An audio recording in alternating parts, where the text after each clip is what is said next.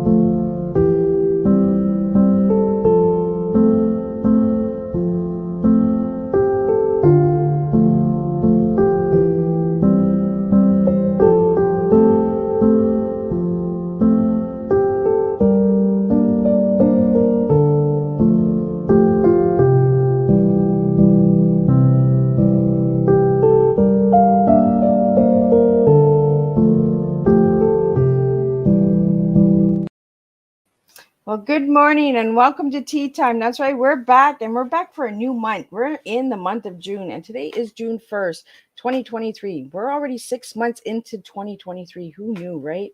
So this morning we do have a hard topic. So trigger warnings will be put on during the show. I will not be offended if you cannot tune in because it is going to be a hard topic. I myself am pulling myself together because as everyone knows, I lost my beautiful little girl Ashley in 1988. So we're going to be talking about miscarriages and premature and child loss. So we're going to be talking about a lot of hard, heavy topics. But we have the incredible Michelle Valiukenas joining us. She is the founder of the Colette Louise Tisdahl Foundation. And we're going to talk about all the incredible work that this woman does through the loss of her beautiful daughter, Colette Louise. So we're going to do the disclaimer. We're going to get some bio on Michelle, and then we're going to get Michelle to come in here, and we're going to spill a strong TEA this morning with all of you guys. So grab your tea, grab your coffee. Make sure to grab your breakfast. We all need our breakfast. And enjoy the show. Disclaimer for Miss Liz's Tea Time live shows. Miss Liz myself is going live using StreamYard. Before leaving a comment, please grant StreamYard permission to see your name at StreamYard.com. Please be advised that the content brought forward for any Tea Time show hosted by myself, Miss Liz, is always brought forward in good faith. However, may bring forth dialogue and opinions that are not representative of my platform. The facts and information are perceived to be accurate at the giving time of airing. All Tea Time guests and audience participants are responsible for using their good judgment in taking any action that may relate to the discussion. The content brought forward may include discussion for some where they may be emotionally at risk. It is significant to note that the show is engaging in discussion forums only to offer and inspire awareness and connection and is not providing therapeutical advice. If you have any questions about the disclaimer or the panelist discussion, you may freely contact me, Miss Liz, through my email at bookingmissliz@gmail.com. Moving forward, should you choose to voluntarily participate in today's show in any aspect, I myself, Miss Liz, welcomes you. And should you decide that this show is not made for you at this time, I respect your wishes and will see you at a later show at a later dating time. And again, all tea times this year in 2023 are done on Thursday, unless it's a rescheduled tea time, which will be a Monday or a Tuesday. So let me give you a little bit on Michelle.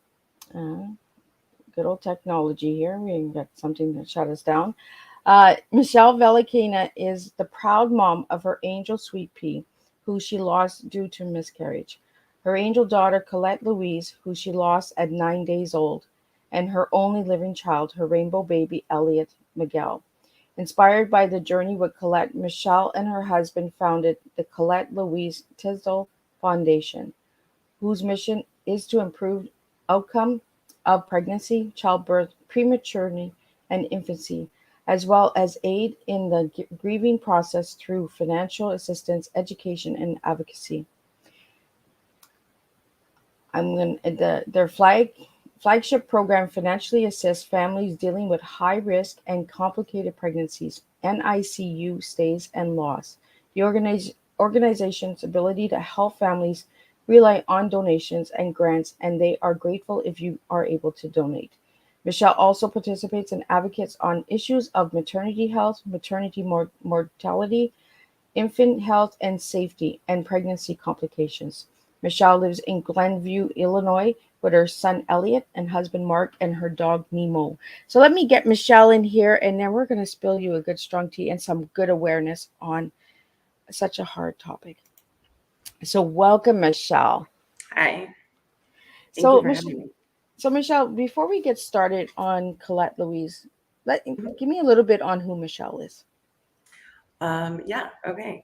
Um, Typical mom, I was like, wait, I have to talk about myself? Hold on. So I am 41. I'm married to an amazing man.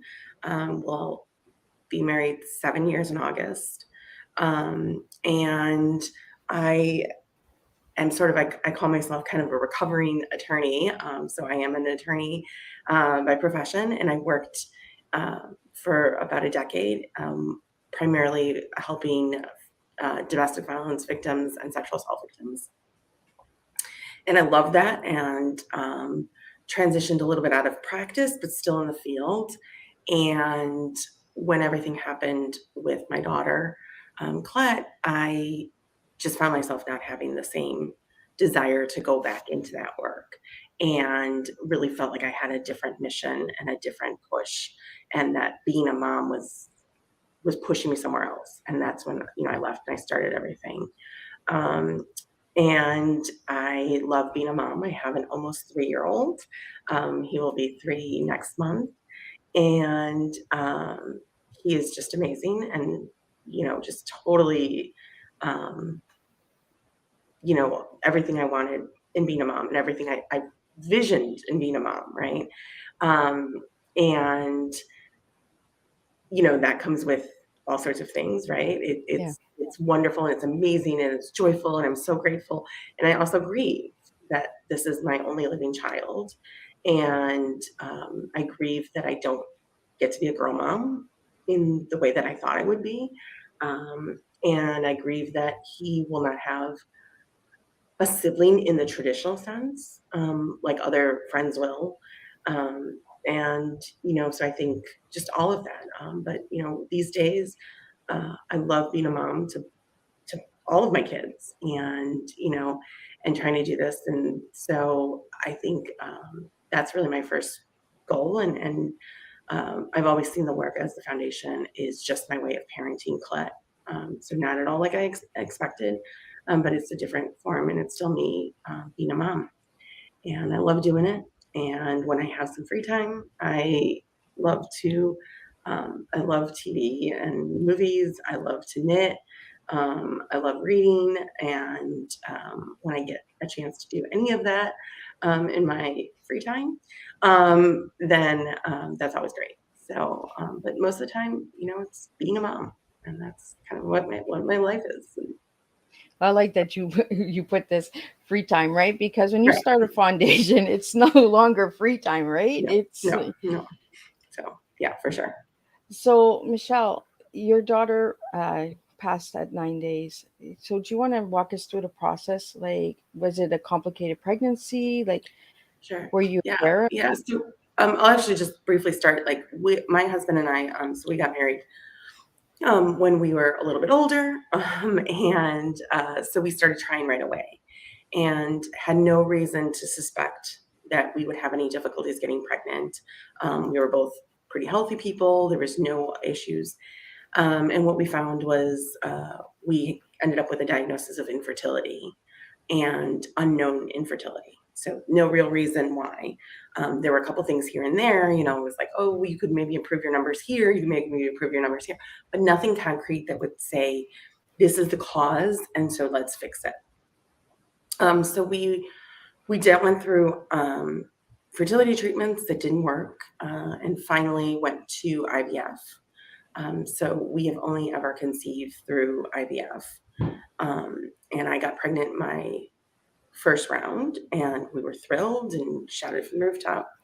And that was our Sweet Pea, who we lost at about 7.5 weeks of pregnancy. And that was in May of 2017.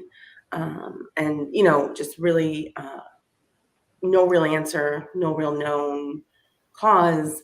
The best thing they could tell us was that, you know, if you genetically test embryos, hopefully this won't happen again.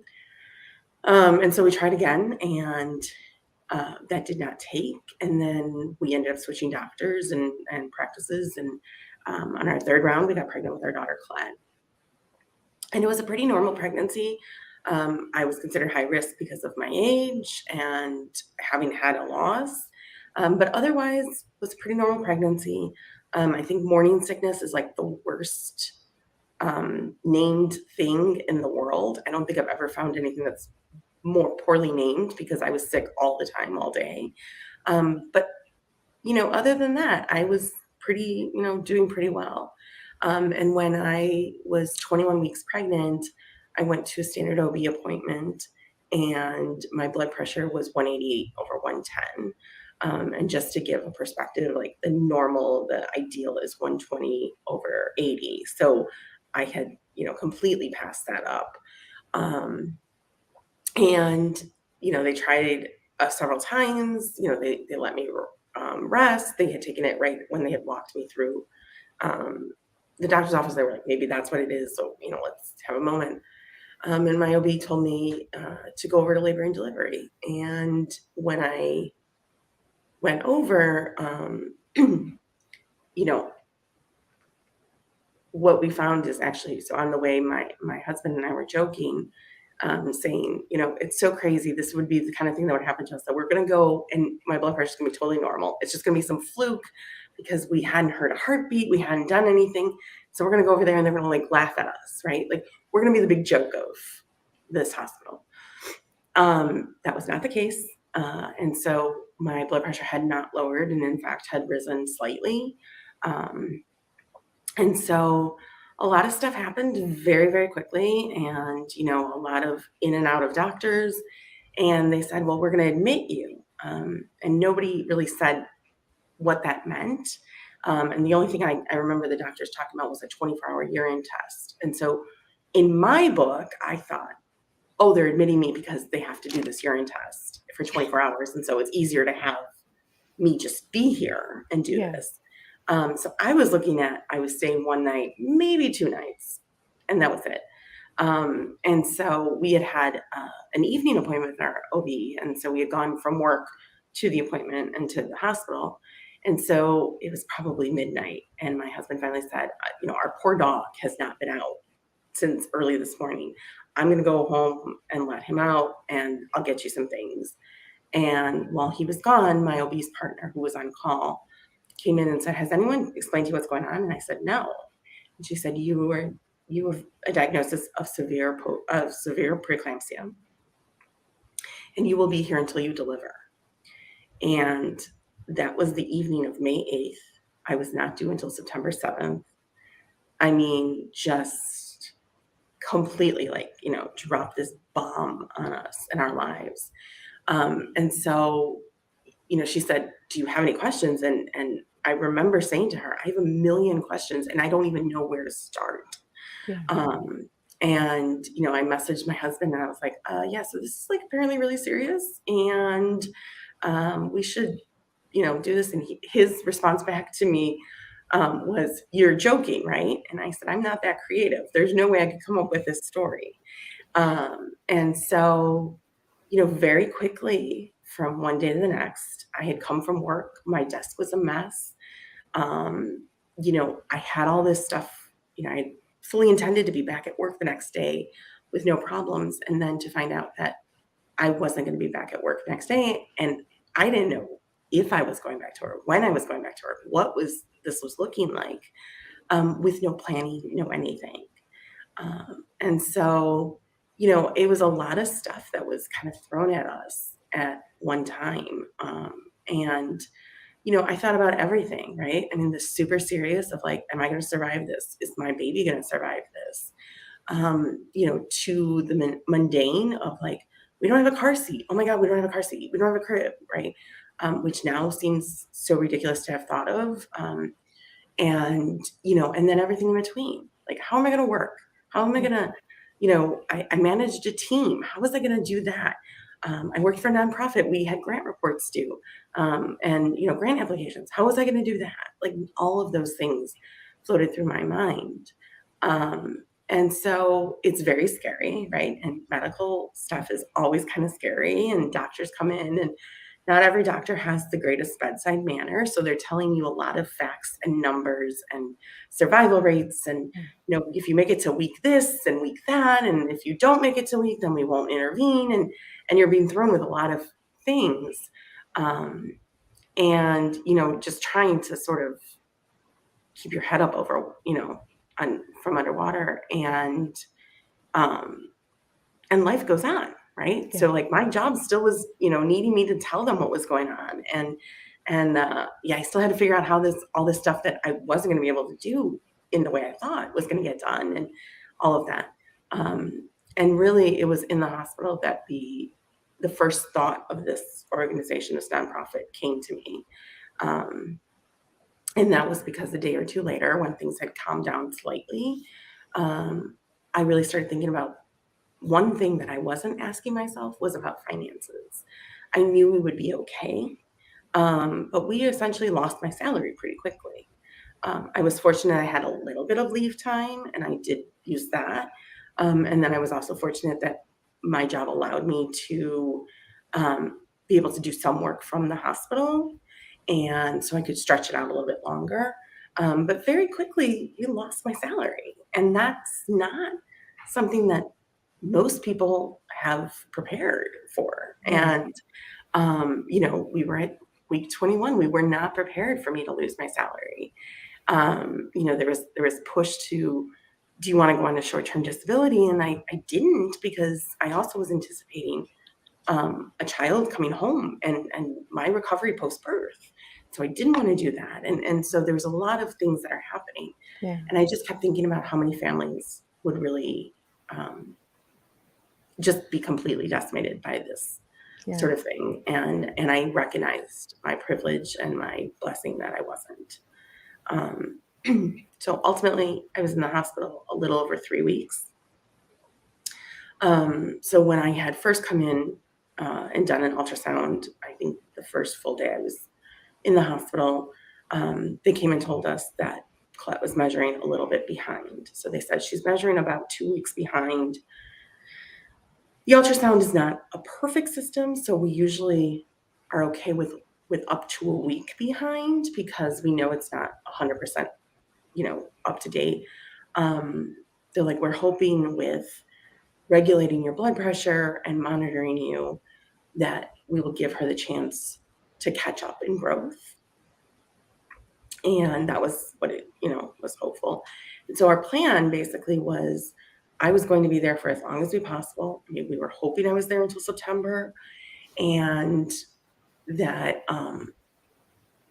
we would just wait until either she decided to announce herself, the blood pressure was not able to be controlled, and so it was risk to my health, or there was something else that told us. And so after 3 weeks, I did a repeat ultrasound, and what we found was that not only was there no catch-up, there had been no growth from the 3 weeks. So she was now measuring, I was at 24 weeks and 5 days, and she was measuring at probably about 20 weeks. Wow. Really size-wise. So they came in, and the doctors all recommended delivery. And they, basically under the premise of, there's more interventions we can do on the outside than we can do right now. And so we went ahead. So emergency C-section. They got her out very, very quickly, which I was very grateful for. They had told us, repeatedly, over and over again, leading up to, going into the room, she's not going to cry. She's too young. You guys need to be prepared for that. You're not going to hear her. and that doesn't mean anything. And they also cautioned us that if they could not intubate with the smallest tube they had available, there wasn't an intervention they could do. So that was a concern because of her small size. And, that's really scary, right? And not at all the way I pictured childbirth was going to be, right? Yeah. You think of what you've seen on TV in the movies, and, baby comes out and baby is crying and all of that. And it was just, so it was very surreal to go through it. And we did not find out if Colette was, we did not find out the sex of the baby until she was born, although I knew from like day one that I was having a girl. And they came out and they said, it's a girl. And they took her off, and all of a sudden the room got quieted down while they're trying to sew me back up. And I heard this like tiny but like powerful squeak.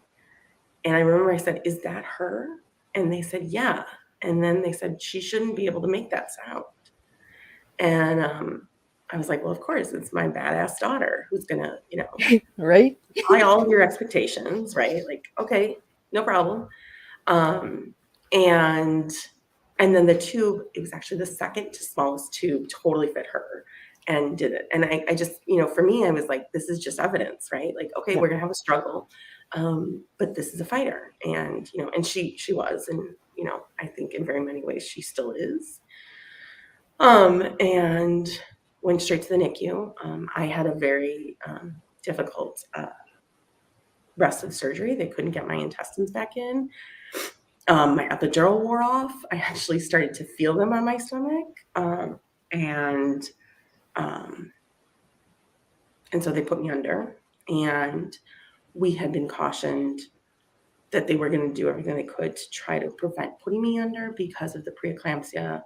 There was a lot of risk to me if they did have to put me under. So they were definitely trying to delay it, and you could tell just by the activity in the room.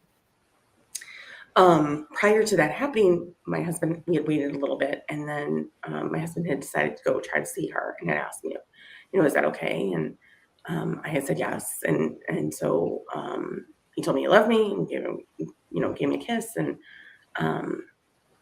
when they said, we're going to put you under, my thoughts were, I'm not going to wake up from this. And I was prepared to, that was in my book what I had to do. And so I was shocked when I woke up in recovery. Like I was sort of like, wait, hold on, and kind of that, like, you hear in movies like the pinching yourself, like this is real, right? This is happening. Yeah. And they took me back up to my room. My husband, who's usually very laid back, really put his foot down and said, you have to take her to see Colette. She cannot go to her room without seeing Colette. And so they wheeled me in the hospital bed, and I got to see Colette. And so anyone who has ever had a preemie or a baby who needed to go to NICU, there is nothing that prepares you for it. So my younger sister, who's 4 years younger than me, was preemie. So some of my earliest memories revolve around things related to the NICU. So I felt like I would be prepared. And when it's your own kid, nothing prepares you, right? Like it's just nothing. So Colette was a little over a pound. She was in an isolette. We were told it would be a while before we would be able to hold her. And, she looks tiny, and she's hooked up to all these wires, and because she was born so early, her eyes had not opened yet. And so, it's just none of it is what you expected. And we just sort of, became our lives. It's like, revolving around going to the NICU every day. And so we settled into a pattern once I was released, that my husband went back to work and I was still home on leave. And so he would get up and he would leave for work early. And he would either stop in at the hospital on the way in, or he would call the nurses and ask how she had done. And then he would send me a text message and tell me. And usually just because I was moving slower, I was usually in the process of getting ready. When I didn't have to go, I had to go a lot of OB checks to make sure my blood pressure did not rise. Yeah. And because postpartum preeclampsia is really serious too, and that's definitely never talked about. And so if I didn't have to go to doctors, if I didn't have that, like I was just usually moving slowly, and then I would go to the hospital and I would be there most of the day until my husband came in from work, and then we would spend some time with her, and then usually we would leave and grab dinner and then head home. And that was our routine. And so that's what we did. And the morning of May 31st, my husband went to work, and then he called on his way in. And then he messaged me and he said, when I called to talk to the nurses, the nurse said, hold on, and went to find the doctor.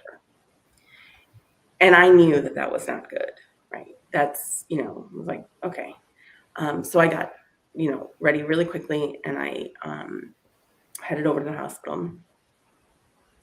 And the rotations had changed. And so this doctor was apparently there the night Colette was born, but had not been there since. So I had never met him. He had met my husband, but not me. And so he came and he said, are you Colette's mom? And I said, yes. And he said, okay. He's like, well, let's talk about some things. And I said, okay. And I said, okay, what's up? What's going on? And he said, let's go find just a room. And that was, just very aware of that, like that this is serious. And so he told me, and so we had known that this was a risk.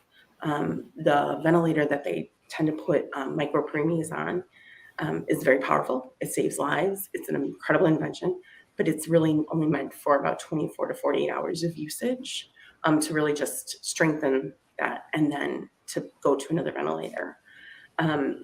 Prolonged time on that ventilator can start to essentially shred the lungs. And they had tried countless times to get Colette onto the other ventilator, and her numbers would plummet. And so they would put her onto the original. And essentially what he explained to me was what we knew was a possibility always, although I don't think we fully understood it, was that this had finally wreaked havoc on her lungs. And we had to, we had to deal with that. And so, he said, we're going to do everything we can, and we're going to keep doing everything. It's not a crisis yet, but I think you should probably call your husband. And I said, okay. And the words death or dying or anything were never used. And so I think on some level, I was just in denial. And so I just kept thinking like, oh, this is just going to be one of those stories we tell, right? Of like, when the doctors thought, you were down for the count, like all of a sudden you pulled through, and haha, and I'm imagining in my head telling the story at, her wedding and all of that. And he told me, you can stay in this room for as long as you want. And he said, okay. And then, he turned to leave, and he got to the door, and then he turned back and he said to me, do you believe in baptism? And I said, I do. And he said, then I think it's time. And for me, that was like a click. Like that was, and I wish that it had been told in a different way. And so I dialed my husband. As soon as he answered the phone, I started crying. But I still lived in denial. Like I still was in this denial. And it's like, this is just going to be one of those things, right? They're going to tell us all this down. This is what, and we're just it's going to go through. And so we spent a lot of time there. And in the meantime, my sister and my sister-in-law and my mother-in-law had come to the hospital already.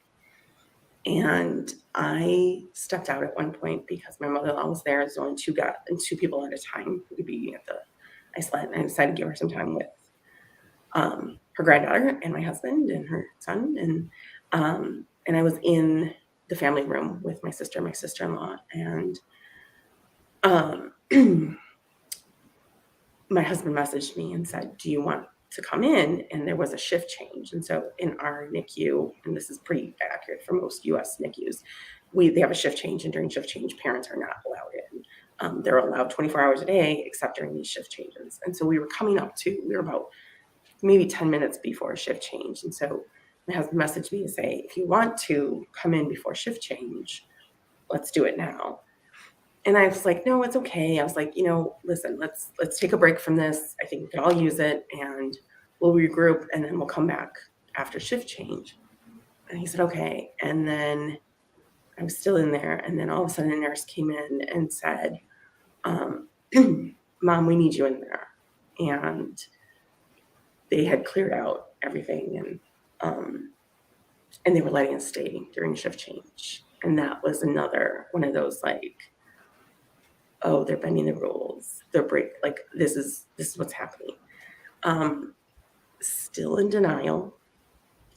Still thinking, this is just going to make for a really good story one day when she's much older. And so,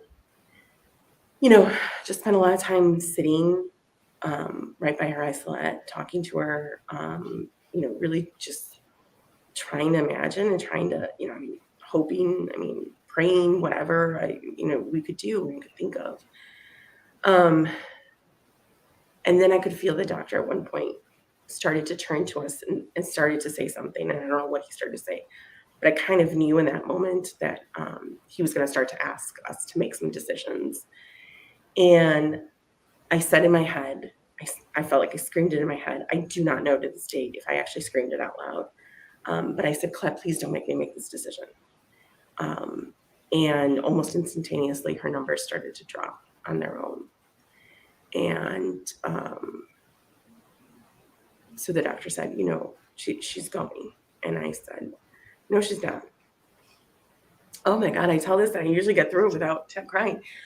And so the doctor said, what we can do is we can keep her alive. We can make sure she gets baptized. And we can bring her to a room, and you guys can hold her.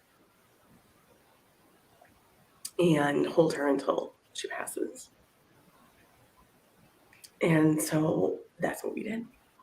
And so, and they had broken every rule. I remember at one point while we were waiting for them to come to baptize her, I felt something on my shoulder. My husband was sitting next to me and holding my hand, and I felt something on my shoulder, and I realized my sister was behind me. And I thought, oh my God, they're breaking this rule, and they're allowing a third person in.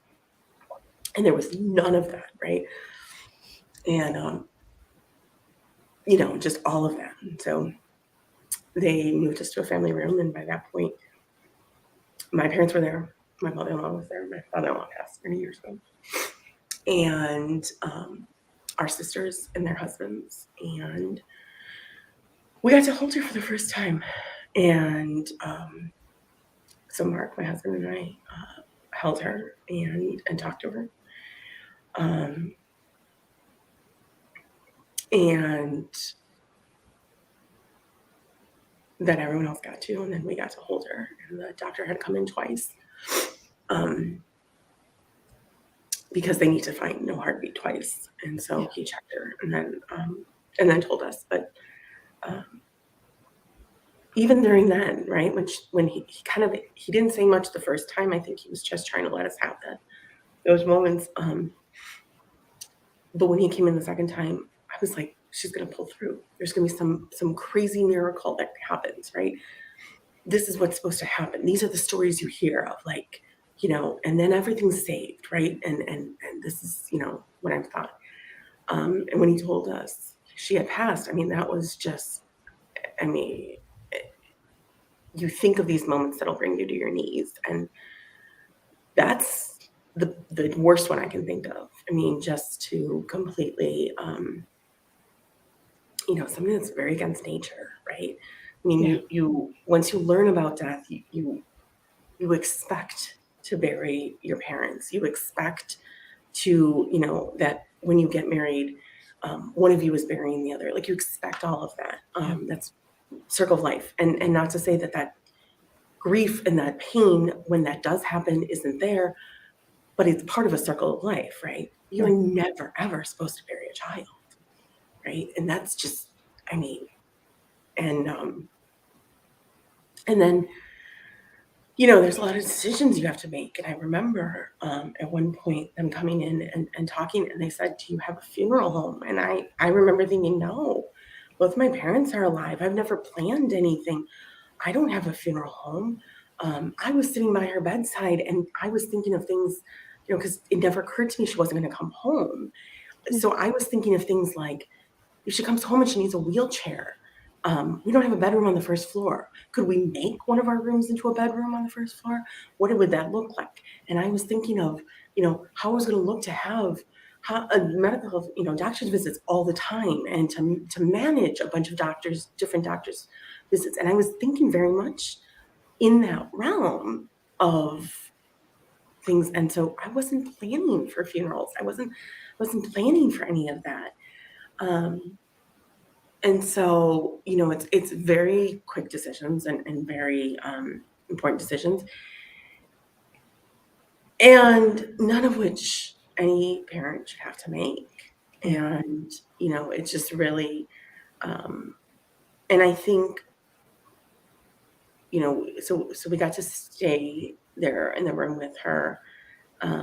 Somebody from Now I Lay Me Down to Sleep, which is another incredible nonprofit, came and took pictures of her. And she was in a very pretty angel gown that was made from a wedding dress.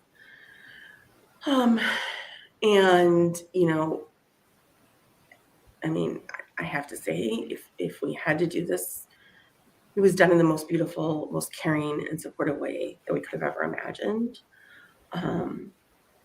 Didn't make it any easier, but I'm always grateful that at least we had that time and that ability. And then it's surreal, right? You kind of just, I mean, you go home and you're just supposed to sort of live life, right? And in your world has completely stopped. Yeah. But that doesn't mean everything else has stopped.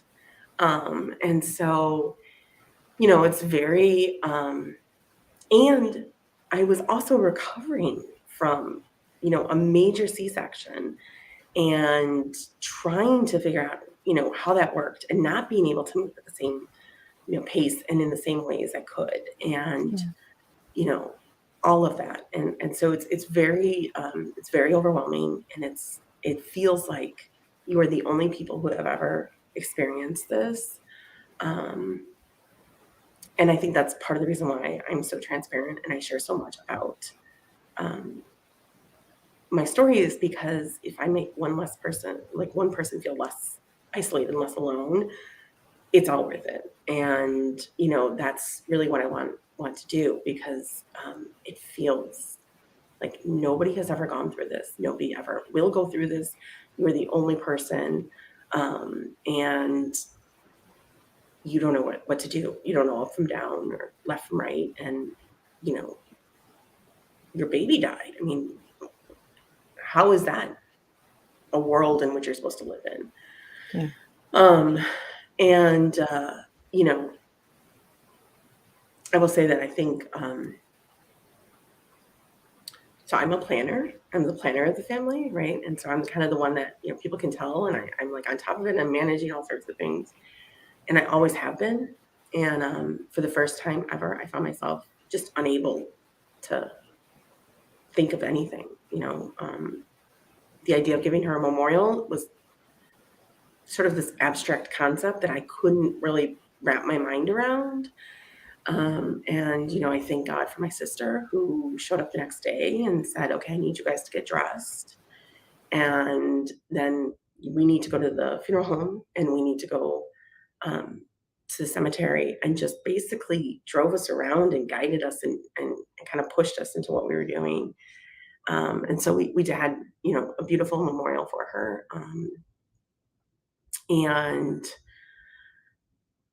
you know, I think one thing about grief that's so interesting is I think it's we don't talk about grief. We don't talk about death. We don't talk about loss at all in this society. We definitely don't talk about it when it comes to children and babies. I mean, that's unheard of. We don't want to, no. But I think we know some of the protocols of what we're supposed to do, right? So it's easy to show up to the funeral, the memorial, right? Because it's a set thing, and we know that it is. So it's easy to show up to that. But when that's over with, a lot of times people don't know what to do, and so people just hide. And that was, definitely something we saw was less and less people come, in the weeks after, the months after.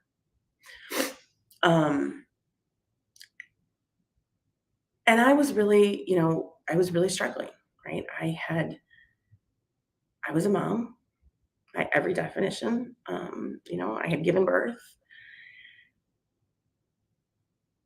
but I didn't have a baby.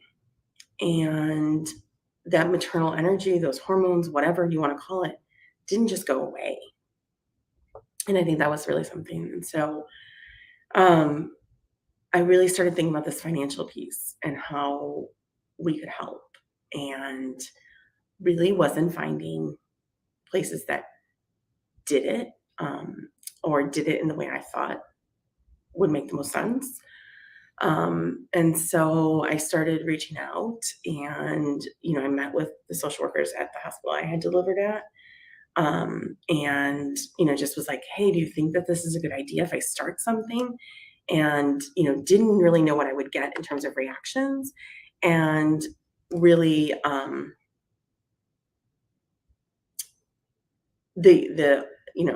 it was just, please do this. How can we make this happen? What do we have to do? And so somewhat reluctantly, I started this nonprofit. And I say somewhat reluctantly. I had worked in nonprofit pretty much my whole career. And when people would say things like, oh, you should start a nonprofit. Oh, you should start a nonprofit. I would always swear up and down I never would.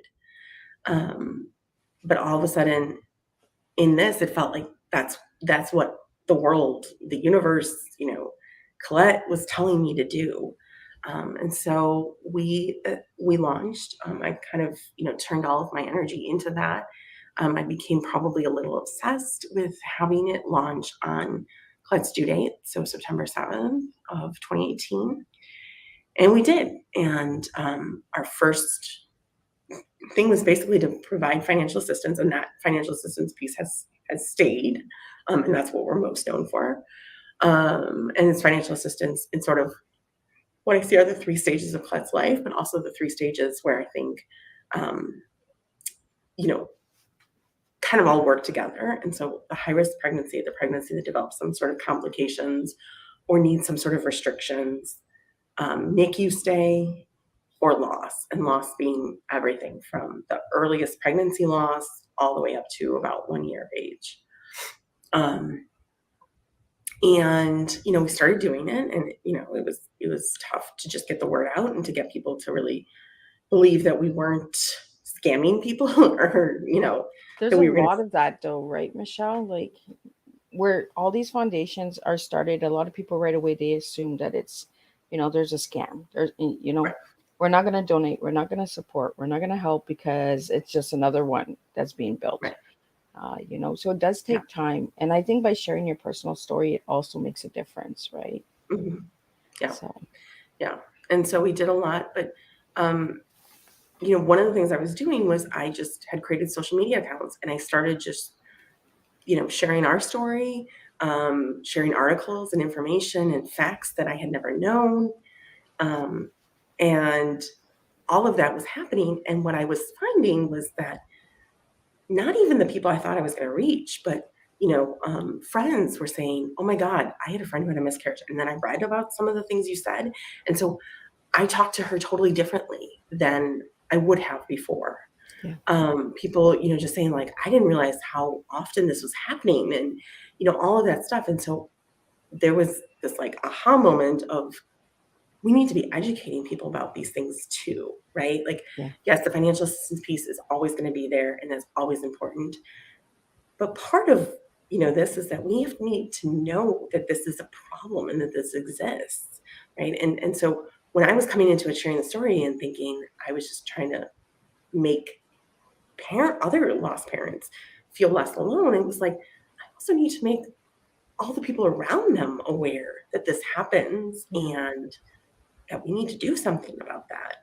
And so, really just think about it. And so we added in an education piece. And then I always say at my core, I'm a storyteller and an activist. And so we also added advocacy. And I think that that's really important. I think we definitely need very big institutional changes in a lot of different ways. And I think, that's everything from having paid leave to better research so that we're not having all of these, babies going into NICU or, pregnant people ending up on bed rest or, babies dying or any of that. We're not having all of that. And so that was kind of what became our organization. I can say we are going to officially celebrate 5 years in September. We've helped over 1,800 families across the U.S. And given away more than $1 million in grants. Yeah, And you guys have done some amazing work. I got some numbers here for the listeners out there. You've helped 1,804 families so far. You've reached over 47 states. Clients you've served is 6,694, and financial grants is $1,325,383. That is amazing, Michelle. And I think it's because you had that background as well for nonprofits and grants and all of that this also helped you as well, right? For sure. Yeah. No, definitely like my background helped. And really, I think, working with hospitals and really establishing partnerships, I think that's really important. Any of these issues are not going to be solved by just one person or one organization. They're just not. We have really big issues in the U.S. When it comes to perinatal health, maternal mortality, infant health, infant mortality, loss, all of those things. But those are all big, huge problems, right? And it's going to take a lot of different people and a lot of different entities working together to solve those things. And, we are doing in the financial assistance realm, I know we are helping individual families, but we see it. There's so much need out there. There's so many families that are just, very much like we were, right? You're going along, you think things are good, you're planning a baby, at a certain date, and all of a sudden everything changes. Usually without any warning, maybe a slight warning, maybe. Yeah. And, you're supposed to sort of like just go with it. And, what I had thought of when I was first thinking of this was very much helping families so they could continue to afford their bills and that, kind of help.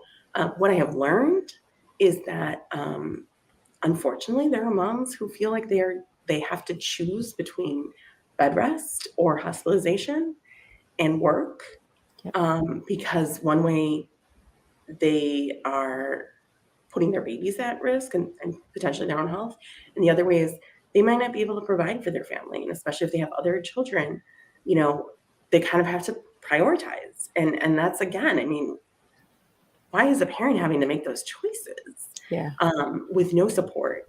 And so we're, finding that and finding just, I think not only is it the loss of income that happens with any of these kinds of things, which is bound to happen, right?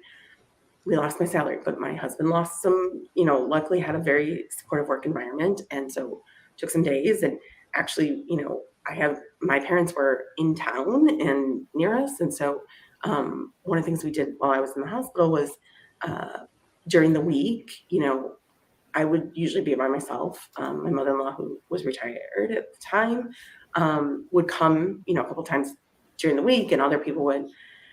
And then on the weekends, a lot of times my husband was going into work and working, kind of getting that really good work in when he's not interrupted, because my parents could be with me. And that's how we were making it work. But that's not always possible. And there's so many things. And then your expenses go up, right? Yeah. And so, when we were in the hospital, we weren't cooking at home. And so that's an expense that goes up. Mileage, right? I think right now for a NICU, our average client is traveling 50 plus miles one way Wow. to visit their kids in NICU. And some people are traveling 200, 250 miles. So sometimes that might be a relocation, or that might be, they're coming in just on the weekends and, staying either at the hospital, or if there is a Ronald McDonald House, staying there or anything like that. And that's, an added expense. So not only are you losing that income, but then you're adding on expenses that were unforeseen, right? Nobody, expected to do it. And nobody expected to pay that, at the time, right? And so I think all of that has been really huge lessons learned of what we're doing. But the need is just, we went from being able to approve pretty much every application at the very beginning to now, we're approving maybe about half of every application every week. And, it's not for lack of us being creative or sometimes not always being fiscally responsible, because we know that we need, families need it, and they do. All of it, I think, is really really telling and really eye-opening to me. And I had the biggest vision for this, right? And I still am constantly amazed and shocked by what families are being put through.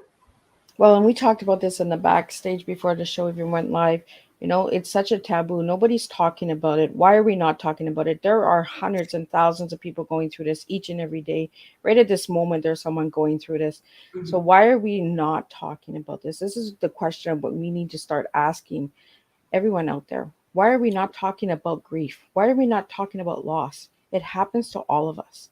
Right. It's like you said, Michelle, if you haven't gone through it, somebody has gone through it, you Right. know, and let's give people the option to share their stories and tell their stories so that we can understand.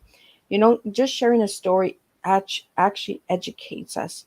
It actually brings us the awareness that it could happen to us at any Mhm. time. You Right. know, we had a show last month where the terror strikes. The terror strikes at any time. You know, we're all affected in some way. Mhm. Through your loss, your parents have gone through a loss as well as Right. grandparents. We don't speak of those loss. And this is why we're here on Tea Time, is to bring the awareness, to educate, to advocate, and say, you know what, let's start talking. Let's start Right. being comfortable with the hard topics. You know, let's Right. hear the stories. So, Michelle, I really want to thank you, for sharing your story about Colette and the amazing foundation and the amazing work that you guys have done together, you and your Thank you. husband. Thank you. Yeah. Because And we we do always, need to talk about it. Right? I think there's a couple things. First of all, every parent should be able to talk about every single one of their children, yep, and should probably drive a few people insane over how much we talk about our children, right? yep, Living or not living. Um, A. B, it's happening. It's happening all over the place. I was amazed when we lost Colette, how many, we were getting tons of cards, or I was getting emails and things like that. And how many people were disclosing losses I had never known about. I lost a baby at 28 weeks. I lost a baby at 20 weeks. I lost a baby at full term. I lost all of this stuff. And you go, well, why weren't you talking about this? Why didn't you make me aware yep. of this? So at least I wouldn't have felt alone in those immediate moments. I would have been like, oh, it happened to other people. And I think that that's really powerful, and it's really true. And it doesn't, it crosses all classes and everything else. And, it can happen to anybody. And I think that Yeah. that's really the, the powerful thing. And we need to get comfortable with it. And, I know sometimes I will say, I know it makes people uncomfortable that I talk about it, but makes me uncomfortable that I live in a world that my daughter isn't in, right? I Right. mean, that's uncomfortable, and I have to live in that. So, if you hear my story for 5 minutes or 10 minutes, or if you stuck with me for an hour here, you were uncomfortable for that period of time, and I'm uncomfortable every day, every moment of every day of my life, and like that's the difference. And I Yeah. think that that's really where we have to, recognize that and really sit in that feeling. Yeah. Well, and nothing really grows, right, with comfort. If we Right. just stay in a comfortable world, nothing changes, nothing Right. grows, nothing, the awareness just stays in 1960. We're in 2023 and we're still not talking about child loss. We're still not Right. talking about these harder topics, and we all, mothers go out and get pregnant, and couples have babies and they just expect this baby's coming home. They don't Mhm. expect all of the things that could happen, Right. and I really want to get this tea time out there. So for anyone that's listening now or will watch the replay, just share this tea time. If you know somebody that has lost a child or who's going through this experience right now, I myself lost my daughter 35 years ago, and even to this day, like Michelle, like you said, we live with it every day. So if you have to hear our story for 5-10 minutes or even an hour, you know what, we live with it 365 days every year. Special days and are harder on us, so let's have some empathy for people who are going through this. I do want to get your tea before we wrap up, and we might run a little over the hour, and I really believe that we will, because there's still a lot of things I want to ask you, Michelle.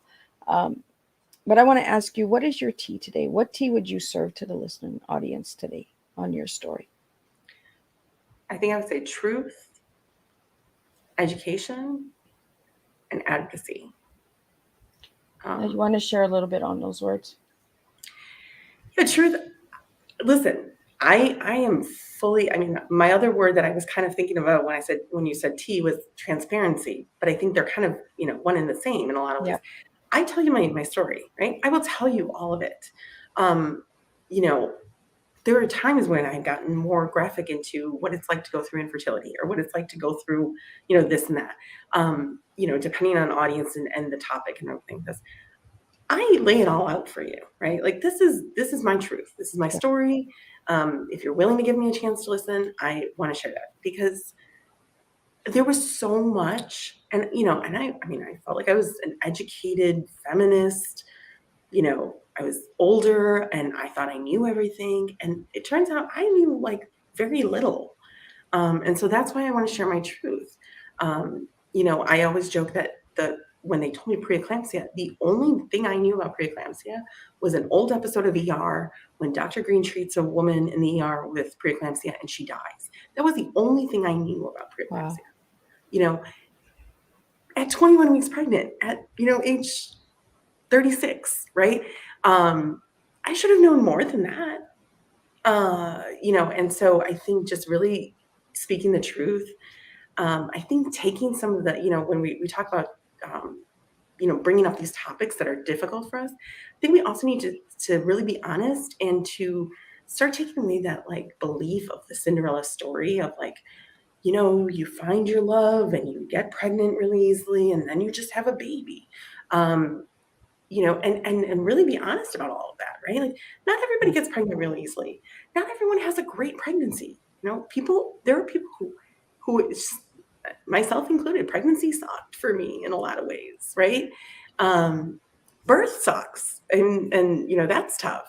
And then there's all the problems that it can, and that's in a somewhat normal, way. But there's all these other things that can happen, and those are tough, right? And so I think, just being really true and really honest about that is really important. I guess with that is educating, and I guess that's kind of like they're a little bit hand in hand. Yeah. It's just being real about these things. One of the things that really was hard for me was when we were in NICU, I just really wish we had known that there was a possibility she could die. In my book, once we made it past like 24, 48 hours, it never occurred to me that she could die. And yes, there was things like, obviously, she had a surgery. there's additional risks anytime any of us go under a knife. And so, yes, I understand that. But that's just that she could be in the isolate and then die never occurred to me. Yeah. And I really wish I had had some education and some knowledge of that. I think it would have taken away some of the shock. Wouldn't have helped the grief or anything, but I think it would have helped some of the processing a little bit. And then advocacy. I mean, we need to tell people, share your story, speak out. There is no harm in whatever way, I think it's Shirley Chisholm has the quote. And if I misattributed it, I apologize. But it's like, speak even if your voice shakes, right? And that's the thing. Like, I have told this story, countless times. And, today I cried. And I think that's largely because yesterday was Colette's angelversary. And I think there's still a lot of emotion. But when I first told it, I couldn't get through the whole story without breaking down and crying. And I continued telling it, right? And then it became easier and it became easier. And then I have some days like today that it was harder. And I think, kind of doing all of that, is really important. Asking for change and questioning, my big thing is, questioning status quo. Like, why do we do it this way? Why do we do it that way? What more could we be doing? All of those kinds of things I think we all need to be doing. And so that's kind of where I would say was my tea. And then it's really strong tea, and we really need to get the truth out there, and the truth is, and I really appreciate the transparency, because this is what we need. We need real truth, transparent, when we're telling our stories, and we're going to, and maybe because we both have experienced loss, maybe there's that connection as well, for me, this tea time was hard for me, and it was also rewarding and really enlightening, because I feel that all the babies that have passed early have all joined together, and I have this vision that they're all like, hey, go mama, you got this, So for me, I look at my angel daughter Ashley as my go-to for strength, so Michelle, do you do that with Colette? I do. Yeah. I think, here's the thing, right? Again, going back to, I'm a mom. I'm a girl mom, right? And so, yes, Colette's never going to have children, and is never going to go down that world. And I understand that, but I still fight for her. And I fight for my son, who I hope one day has children, and, whatever. And hopefully it's seamless and wonderful and a fairy tale, because I hope everything is for him, right? Yeah. And I know it won't be, but I want to improve those things. And that's really what pushes me to do this, is my kids. And, I think all of us talk about that, right? We want to create a better world for our children. And I think especially in this realm, unfortunately, we are behind, and we have actually gone backwards some in this area. And I would say significantly so in a lot of ways. Yep. And I think we need to keep pushing, and it's exhausting. Don't get me wrong. Like, I mean, when I said in the beginning about having free time and that being, I'm constantly thinking of this. I'm constantly thinking of things, right? And whether that is, more management of the foundation, whether that is trying to fundraise, also like those big things, like, how do we take this on, this huge issue, right? Because that's the bread and butter of it, right? How are we doing this? And I think if we could answer those questions, if we could really just, start talking those conversations, maybe that should have been my tea, is talking, start questioning, start talking. And I think, really doing that. And yeah, so I definitely think, Colette is a source of strength. I think, I very much feel like, my joke is, right, I run this foundation on my own, and my joke is that Colette is my boss. So people say, oh, you work for yourself, you're your own boss. I'm like, well, no, my daughter's my boss.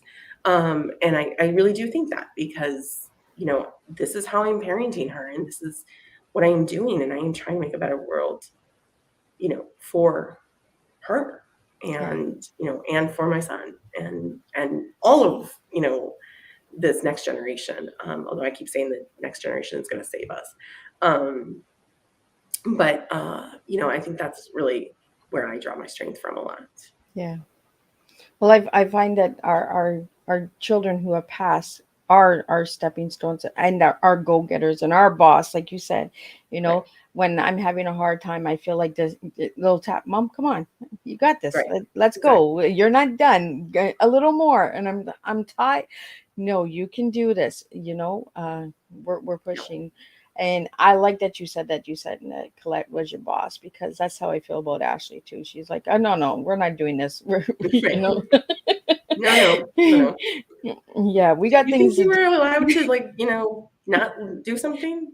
Yeah. Yeah, and I love that you're widening the foundation and that you're always thinking of new things, because we have to keep moving and bringing different to the table and bringing that awareness. You also mentioned something a little earlier in the show about collaboration and connecting and working together. I'm big on that. And I feel that if we start collaborating with different organizations, different foundations, different individuals and their stories, we are going to make a change. We are Right. going to make that difference.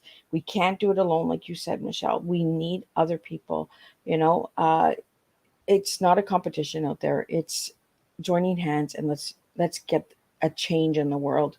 Right. We really got to take that competition word out and just togetherness. And that we can learn from each other, right? Exactly. I learn just as much from any story I hear or any data I hear from other organizations, from other lost parents. I learn more sometimes from that than anything else I could prepare myself for. And I think that that's really key to remember those kinds of things, because that's how we learn, that's how we grow. And yeah, that working together is just, two heads are better than one, and four are better than two, and on, Yeah. all the way through. So, Michelle, do you have any final words before we wrap up? I would send some love to both you, Liz, and any other lost parents who might have listened in. And, I always love to hear about other people's angel babies. So you can always feel free to just contact me and say, like, hey, I wanted to share. This is my angel baby. I do really actually hold those very close. And I do try to remember those individual stories a lot. And I think, if somebody has had a loss and hasn't come forward, I think do it in whatever way you can, right? If you have to do it anonymously because you're not ready to it, if you want to do it very vaguely because you're not ready, do it in whatever way you can, to whoever you can. And if that is just as simple as calling up one friend and saying, hey, listen, I've never told you this and I need to tell you this. Or the friend who knows and just saying, I really want to talk about my child and I want to talk about my story. Do that. And if you know somebody who has lost, give them a hug today, whatever that looks like, right? If it's virtual hug, if it's thinking of you, if you remember their angel baby's name, it means the world when somebody reaches out and shares your baby's name, right? When somebody says, thinking of you and Colette today, oh my God, right? The simplest text is the world to a lost parent. And so, do those kinds of things. I mean, that's such a small ripple effect, but that can have such long-lasting waves. Well, thank you so much, Michelle. And I agree with you. Say their names. We want to hear their names. We don't want to hear a baby girl, baby boy. We want to hear their names. Right. For the parents who were able to give a name to their child, say their names, because it means a lot. Or do they have a nickname? Right? Sweet Pea was a nickname. That was how big the baby was at the time, and so that was our nickname at the moment in time when we lost, was Sweet Pea, and that's what we referred to him or her. I don't know, as Sweet Pea, and that's our Sweet Pea. If people say that, I love it. It's that kind of thing. So whatever it is that they do, if they have anything like that, just use it. It's the little things that make a difference. It really does make the impact. I want to get into really quickly before we wrap up, Michelle, where can people find you if they need to reach you? Yeah, so our website is ColetteLouise.com. I see that it's on the screen, but Colette is 2 T's. And they can reach us there. Contact form, I will reach them. I'm Michelle with 2 L's at ColetteLouise.com. Feel free to send me an email. And, we're on all the social media platforms, and we would love to connect there, whatever way, works for us. But we have a lot to say, a lot to honor, but we also have a ton to learn. I mean, there's so much we don't know. And so we want to hear from you, and we want to get that feedback. And if you can, or somebody who can, or a company that can, really honestly, our capacity to give is based on the funds we have. And so anything that you can give, I can tell you 100% of every donation goes to families in crisis. We don't use it. We have a donor that specifically pays for any of our overhead. So it's going straight to a family. And it really does make a difference. And talking about little steps, I mean, little things add up. So if you can give, if you can direct me to somebody who can give, whatever it is, I'm always grateful for that as well. Well, thank you so much. And thank you so much for sharing your story, Michelle, with us this morning. So for anyone who's listening to the show right now or listening to the replay, please let me know where you're tuning in from. Hashtag replay, and let me know where you tuned in from, because I always like to know where you're coming in from. And again, Michelle, thank you for sharing your story. And let's just share this tea time. Share it with a loved one. Share it with someone you know that it might help, and it might just bring them some hope. Because sometimes it's heavy, it's hard, and us sharing our stories will lighten you up a little. So again, I want to thank you, Michelle. I want to thank the listening audience. I want to thank everyone who supports Miss Liz's Tea Times.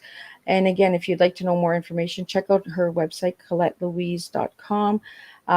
Double T, like she said, and a double L for Michelle. So we got doubles going on. There's a mom and a daughter all the way straight through. So again, thank you to Colette for giving you this incredible foundation and saving other people's lives. I will see everybody back at 3 p.m. for a second show today, and then at 7 p.m. for the third show. And we'll see where we're going next at 3 p.m. I'm going to just leave it at that. So if you want to tune in, you can tune in. And then in the evening, if you want to tune in. Again, Michelle, thank you. Don't leave. We're going to have a few words before we close up in the back. And again, I want to thank everyone for tuning into Tea Time with Miss Liz. We're here to teach, educate, awareness on the tough subjects like today. So again, share this tea time, share it with a loved one, and give someone a hug. You never know who's hurting in silence. So let's bring the awareness, and let's stop the silence, and let's start talking about this loss of children. We need to start talking about our children. And I want to thank Ashley for giving Mommy the courage to do this tea time, because this one was a hard one. But I know Mommy has things to do too. So you're my little boss. So I want to thank Ashley for that. And I want to thank you again, Michelle. And thank you to your husband and your little guy. So until then, I will see everybody at 3 p.m. with a second tea time.